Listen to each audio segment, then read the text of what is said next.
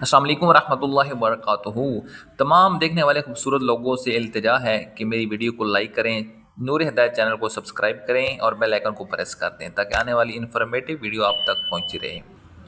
ہمارے پیارے پیارے آقا مکہ مدینے والے مصطفیٰ صلی اللہ تعالیٰ علیہ وآلہ وسلم کا فرمان عالی شان ہے، اگر بندوں کو علم ہوتا کہ رمضان کیا ہے تو میری امت تمنا کرتی کہ کاش پورا سال رمضان ہی ہو۔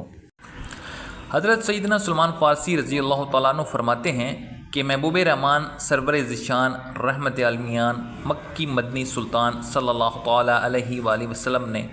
ماہ شعبان کے آخری دن بیان فرمایا، اے لوگو،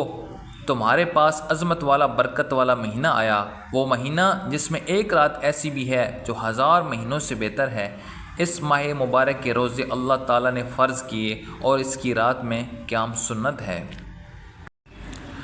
جو اس میں نیکی کا کام کرے تو ایسا ہے جیسے اور کسی مہینے میں فرض ادا کیا، اور اس میں جس نے فرض ادا کیا تو ایسا ہے جیسے اور دنوں میں 70 فرض ادا کیے۔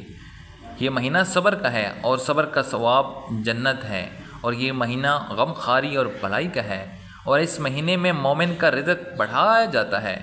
اور اس میں روزہ دار کو افطار کرائے اس کے گناہوں کے لیے مغفرت ہے، اور اس کی گردن آگ سے آزاد کر دی جائے گی، اور اس افطار کرانے والے کو ایسا ہی ثواب ملے گا جیسا روزہ رکھنے والے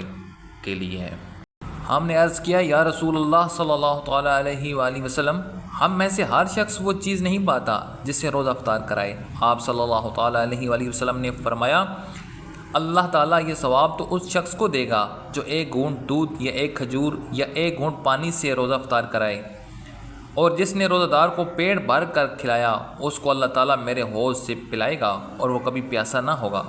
یہاں تک کہ جنت میں داخل ہو جائے۔ یہ وہ مہینہ ہے کہ اس کا اول یعنی ابتدائی 10 دن رحمت ہے، اور اس کا اوسط یعنی درمیانی 10 دن مغفرت ہے، اور آخری 10 دن جہنم سے آزادی ہے۔ جو اپنے کلام پر اس مہینے میں تخفیف کرے یعنی کام کم لے، اللہ تعالیٰ اسے بخش دے گا اور جہنم سے آزاد فرما دے گا۔